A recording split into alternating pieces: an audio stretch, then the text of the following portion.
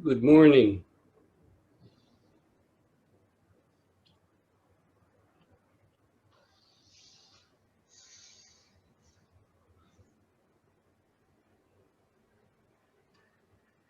Mind does arise without abiding.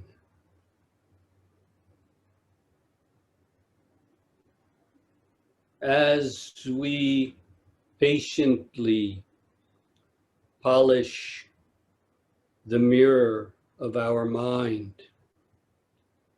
it becomes clear from the first, there is not one thing.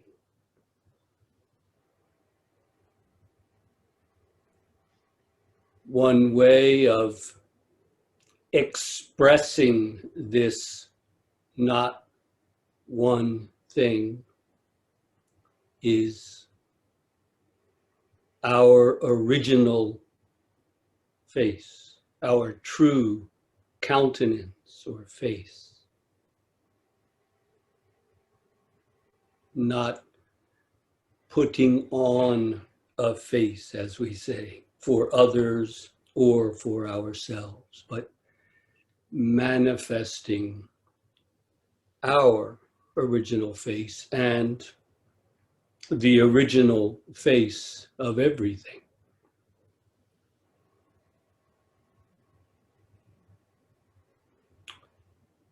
Bernhard has just mentioned that you have lovely weather today, and I know what it is like during the breaks to take a walk around the lovely green grounds of the Domicilium. There's an expression, a Zen expression I like very much that comes to mind, arises in my mind when I hear what a lovely day, what lovely weather you have.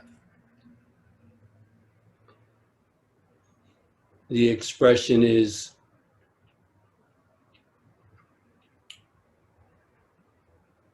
a bird sings and the mountain stillness deepens.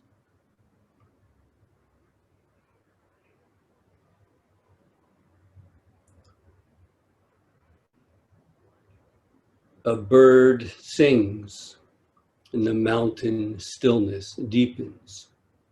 You see how this is a natural, in nature expression of mind arises without abiding. There was an earlier poem which went, no bird sings, literally not one bird sings, the mountain stillness deepens. Then later, just by changing that one Chinese character from the negative to positive, it became, a bird sings, the mountain stillness deepens.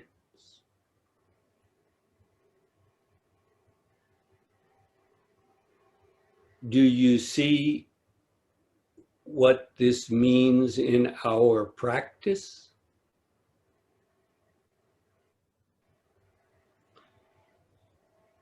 When a motorcycle goes by or a bird sings, it doesn't really disturb our stillness or the silence. If it does, it's not true stillness, is it? It's not true silence, is it? It's just a temporary lull.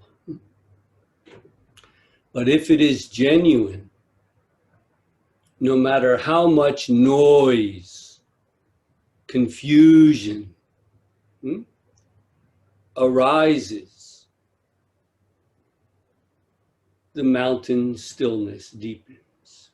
It is simply an expression of that stillness in sound.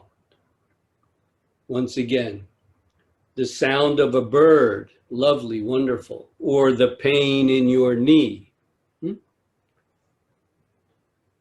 does not really break the stillness or the silence.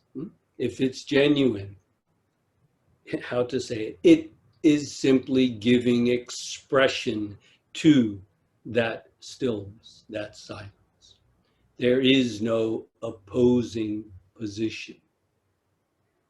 You see the danger of seeking out some still, quiet place where you are not disturbed.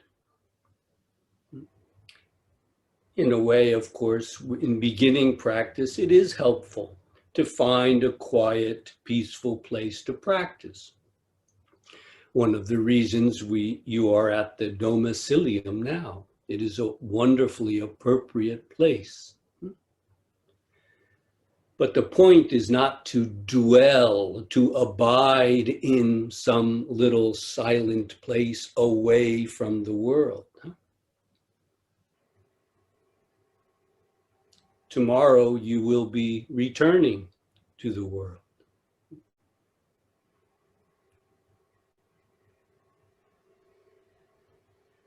Confirm, see for yourself that this stillness, this peace, this silence cannot be broken. If it can, throw it away. True stillness, true silence cannot be broken.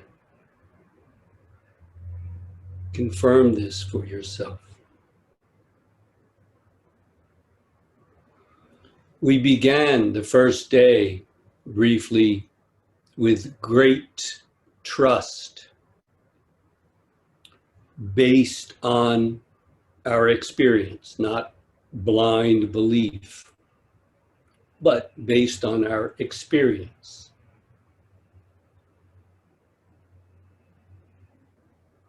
In these last several days, at times you may have had deep doubt. I trust you pursued that doubt to the end until there can be no doubt. And I trust that trust that arises then, it cannot be broken, whatever happens. This great trust just continues to grow until you see that it is not separate from the concentration itself. It comes from and returns to the ground itself. It is not something simply in our mind.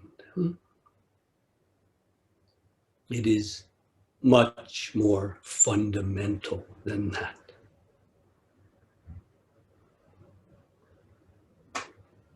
I have said over and over, give everything to the practice. And I trust you have tasted the fact that to give all to the practice is the practice of awakening.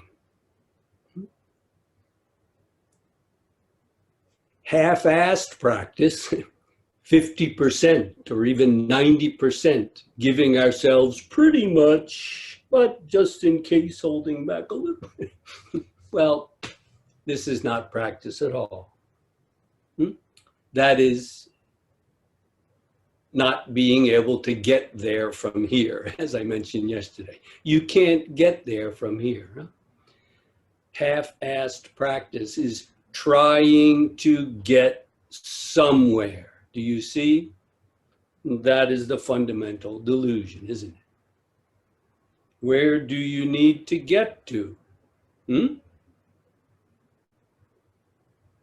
All you need to do is see what is under your feet right here and now. Don't look into it, see it. Then there is no problem with seeking somewhere, something, someone else. To give all of ourselves to the practice is the practice of awakening. It is the practice of compassion, the work of love.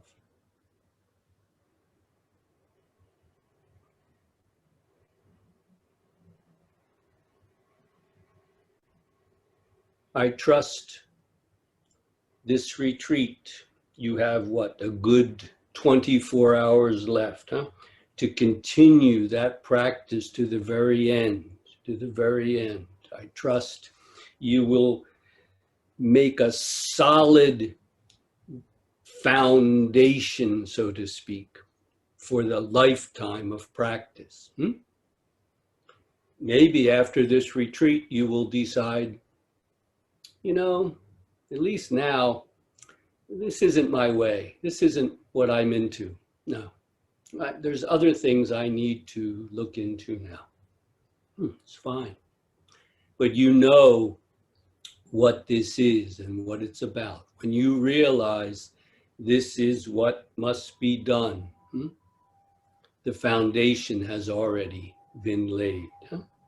But if you see that this solid beginning of a lifetime of practice is something you must continue, then you are in very good hands. You have a wonderful Sangha, community of like-minded practitioners together. You may know about what are called the offenses or the sins of Buddhism, the really bad stuff, the things that can actually have you removed from the Sangha. You are not able to practice in the Sangha. If you are a monk, you may have to return your robes. Very serious offenses like killing your mother, and killing your father, killing an arhat, an awakened one, killing or drawing the blood of a Buddha. Serious stuff. But the fifth and most serious sin, so to speak, Buddhist sin, if we speak of it that way, grave sin, is disrupting the unity of the Sangha.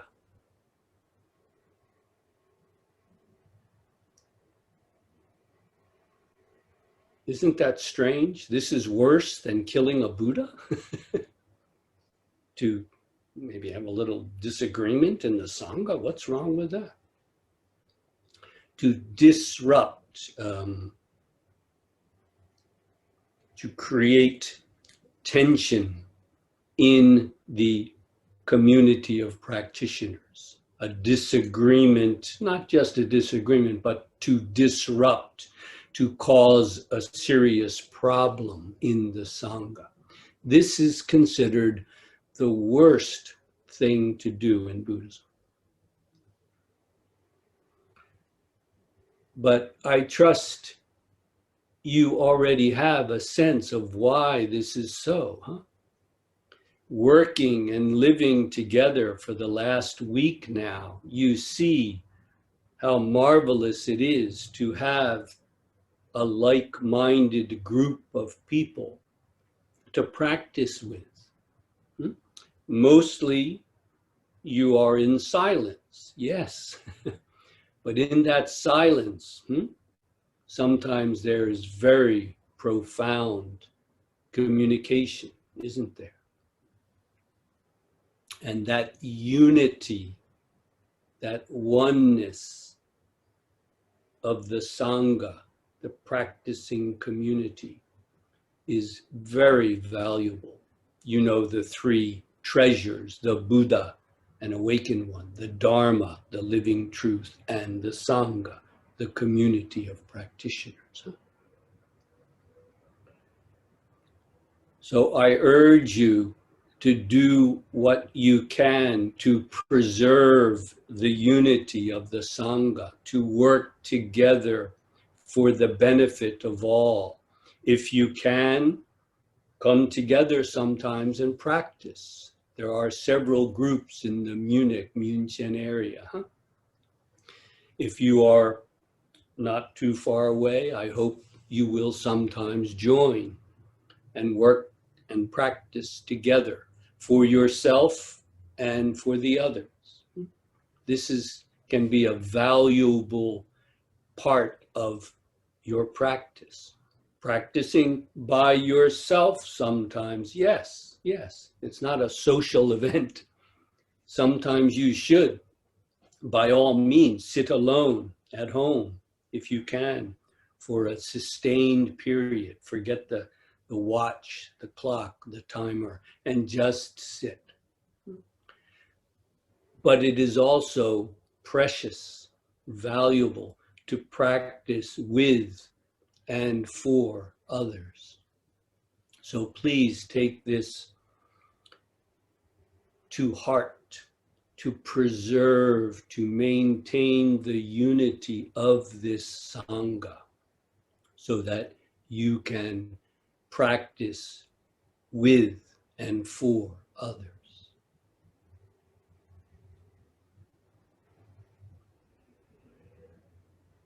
Tomorrow, going back to the world, this is another challenge,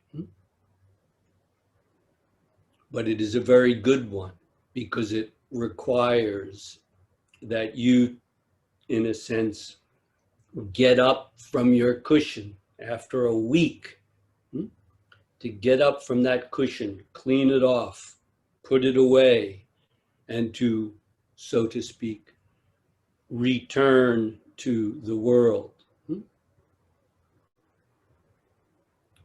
There is the real dojo, the real place of practice. I hate to tell you, but this is the easy part. When you go back to the world, no, you don't need to do the same thing you did here, sitting, 12 or more hours a day. There are other things that need to be done. Friends, family, work, responsibilities. Yes, do them with all your heart, just as you have practiced here with all your heart.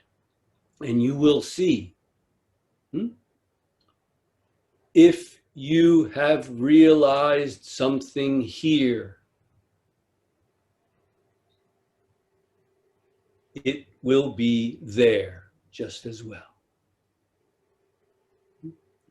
I challenge you, if you have realized something here, find it there. Find it in your family, in your friends, in your enemies, if you have any, in your work, in the challenges that you will face. There is where this marvelous practice comes alive, comes to life.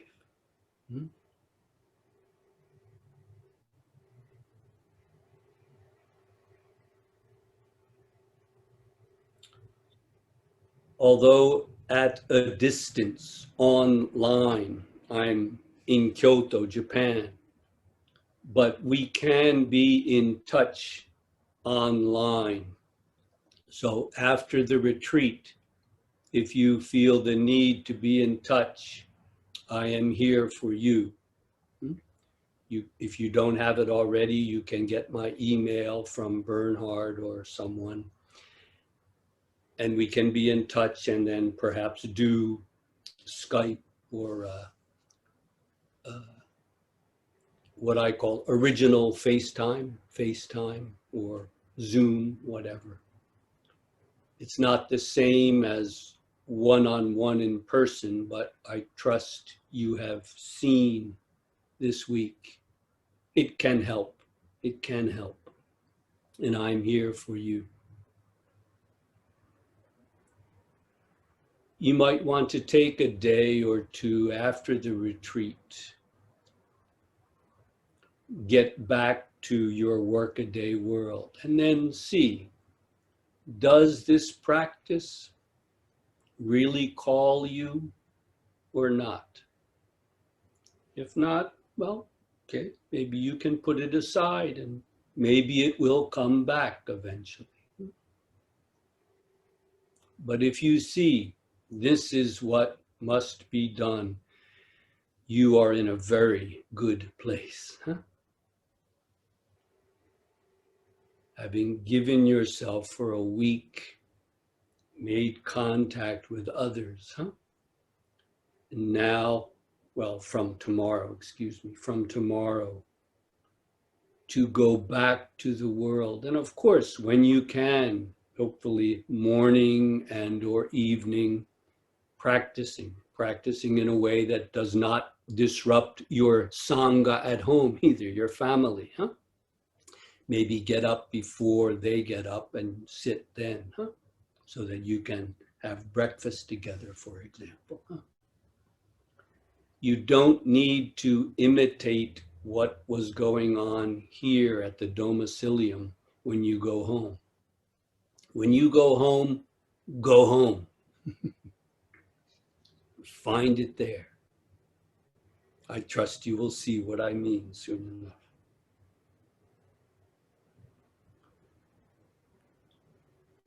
Tomorrow, the last day, I hope to be able to join you for a final Dharma talk. However, I will be traveling, so if I can get to where I'm going and set things up, we will be able to meet again tomorrow for a last Dharma talk. If something doesn't work and I cannot meet you tomorrow, I will be happy to know that I have become completely unnecessary.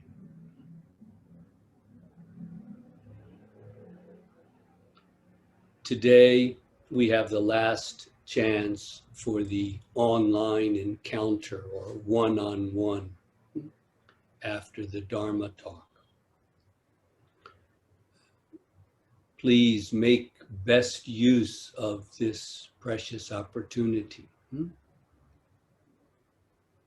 You don't need to bring anything to the one-on-one.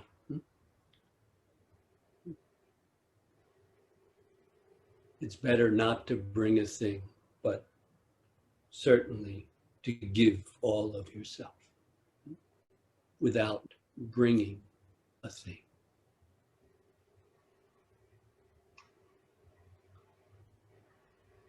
It has been wonderful practicing together, seeing all of you socially distanced, often wearing your masks, and yet continuing this practice as best as you can in the present situation.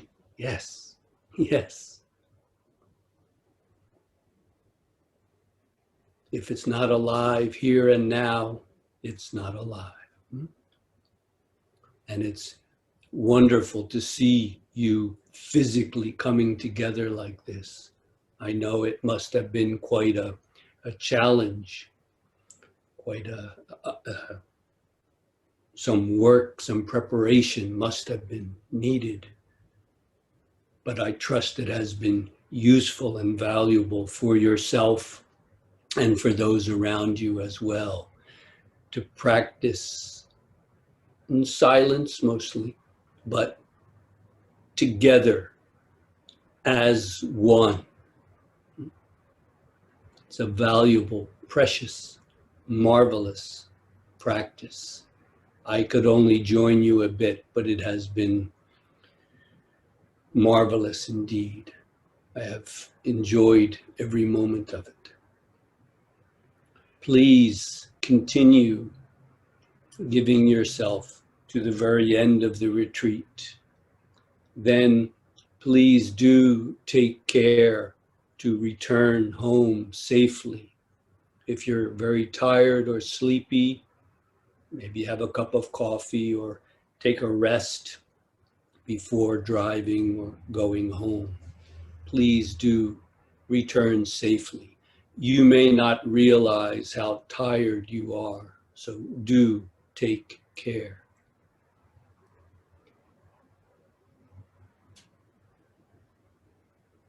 I would like to leave plenty of time today for any remaining questions or concerns, just in case I cannot meet you tomorrow. Please feel free, for the benefit of all, to speak up with any practice question or concern that you have. Today, you can also ask about returning to the world, these kinds of questions, as Barbara, I believe, brought up maybe on the second day, working for the environment and so on and so forth. Yes, these are essential questions, concerns as we return to the world.